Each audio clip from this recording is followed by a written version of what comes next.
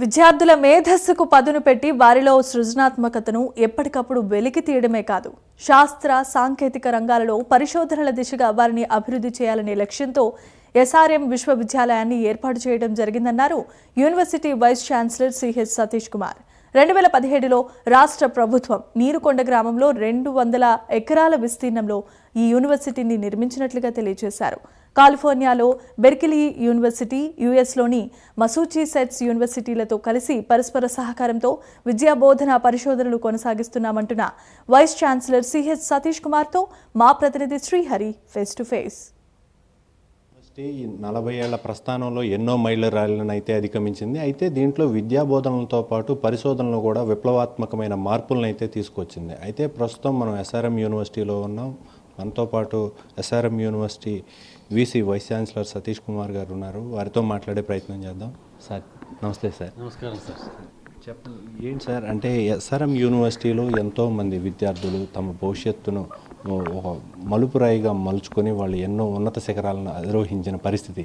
అయితే ఏంటి, ఎలాంటి పరిశోధనలు, ఎలాంటి విప్లవాత్మకమైన మార్పులు విద్యా వ్యవస్థలో మీ యూనివర్సిటీకి ఎలాంటి కృషి చేయబోతుంది?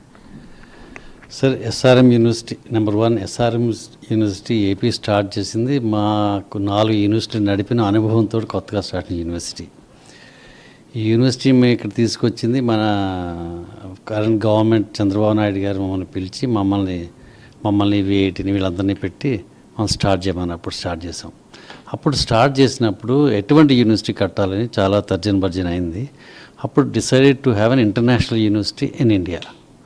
So to bring AP we started right from మొట్టమొదటి నుంచి మన పునాదులన్నీ అక్కడి నుంచి వేసుకుంటూ వచ్చాం. అది ఎలా చేయాలంటే, ఎవరైనా మంచి విద్యార్థిని తయారు చేయాలన్నా, మంచి పరిశోధన చేయాలన్నా ముఖ్యమైన అవసరమైన ముడిసరుకు ఏంటంటే ఫ్యాకల్టీ. మేము ఏం చేసామంటే ఫ్యాకల్టీని సెలెక్ట్ చేసినప్పుడు చాలా జాగ్రత్తగా, అంటే ప్రీమియర్ ఇన్స్టిట్యూషన్లో డాక్టరేట్ చేసిన వాళ్ళని, ప్రీమియర్ ఇన్స్టిట్యూషన్స్ అంటే మన ఐఐటీస్, ఐఐఎమ్స్, సెంట్రల్ యూనివర్సిటీలో పిహెచ్డి చేసి వాళ్ళని వాళ్ళు, అది కాకపోతే విదేశాల్లో పోస్ట్ డాక్టరేట్ చేసి వాళ్ళు ఎవరైతే మన ఇండియాకి రావాలనుకున్నారో అనుభవంతో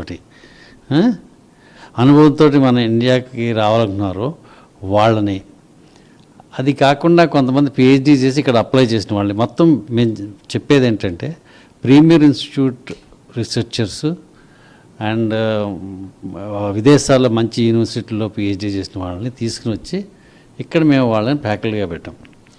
వాళ్ళని ఫ్యాకల్టీగా పెట్టాక ఫ్యాకల్టీని తీసుకురావడం ఒక విషయం, వాళ్ళకి సదుపాయాలకు సమకూర్చడం ఒక విషయం. అది ఏం చేసాం, తీసుకొచ్చాక వాళ్ళందరికీ సదుపాయంగా వాళ్ళకి నెంబర్ 1 వాళ్ళకి ఎక్విప్మెంట్ కావాలి. మేము 75 ల్యాబొరేటరీలు కట్టాం విత్ మంచి ఎక్విప్మెంట్ తీసుకొచ్చి. అది కాకుండా ప్రతి ఫ్యాకల్టీకి వాళ్ళు ప్రపోజల్ రాసి రీసెర్చ్ గ్రాంట్ తెచ్చే ముందుగానే మా తరపుని ఒక సీడ్ గ్రాంట్ని 40 లక్షలు, 50 లక్షలు, 10 లక్షలు వాళ్ళ ప్రాజెక్ట్ని బట్టి సీడ్ గ్రాంట్ మనీ శాంక్షన్ చేసామట. సీడ్ గ్రాంట్ మనీ ఇస్తే వాళ్ళు దానికి అనుగుణంగా వాళ్ళకి ఏం కావాలో దాంట్లో ఖర్చు పెట్టుకుని చేసుకుంటారు. అదొక విషయం.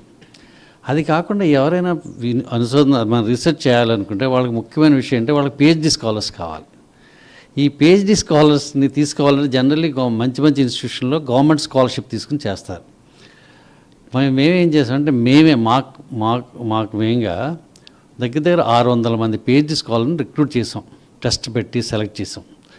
అందులో వాళ్ళకి స్కాలర్షిప్, గవర్నమెంట్ ఇచ్చే స్కాలర్షిప్ కన్నా అదనంగా ఇచ్చి 32,000 రూపాయలు నెలకి, గవర్నమెంట్ 31 ఇస్తుంది, 32 ప్లస్ వాళ్ళకి ఫ్రీ అది స్టే, ఫుడ్ అది ఏర్పాటు చేసి వాళ్ళని ఇక్కడ తీసుకొచ్చాం అనమాట. అంటే మేము స్కాలర్షిప్ 500 మేమే ఇస్తున్నాం. ఇచ్చి ఆ పిహెచ్డి స్కాలర్స్ని ఆ టీచర్స్కి కలిపామన్నమాట. ఇప్పుడు వాళ్ళు రీసెర్చ్ చేస్తూ వాళ్ళు పాఠాలు చెప్తారు. ఇప్పుడు మామూలు రీసెర్చ్ తెలియకుండా చేసిన ఫ్యాకల్టీ పాఠాలు చెప్పిన దానికి ఎడ్యుకేషన్కి person with experience and exposure తర్వాత మనకి ఎడ్యుకేషన్ చెప్పినలో ఉన్న టీచర్కి చాలా తేడా ఉంటుంది. రైట్, ఇది ప్రస్తుతం మనతో అయితే SRM university VC vice chancellor Satish Kumar గారు అయితే మనతో చెప్తున్న విషయం ప్రధానంగా ఎస్ఆర్ఎం యూనివర్సిటీలో విద్యార్థులు విద్యాబోధనలతో పాటు అదేవిధంగా సాంకేతికంగా పరిజ్ఞానంతో పాటు అదేవిధంగా క్రీడా స్ఫూర్తిని కూడా నింపే విధంగా ఎస్ఆర్ఎం యూనివర్సిటీ అయితే ఉంటుంది. దీంతోపాటు మరింత ఉన్నత శిఖరాలకు అందేందుకు విద్యార్థులకు కావలసిన నైపుణ్యతను మరింతగా అభివృద్ధి చేసే దిశగా అయితే ఎస్ఆర్ఎం యూనివర్సిటీ ముందుకు వెళుతుందంటూ కూడా ఆయన అయితే స్పష్టం చేశారు. కెమెరామెన్ జీవన్తో శ్రీహరి, ప్రైమ్ 9 ఎస్ఆర్ఎం యూనివర్సిటీ నుంచి.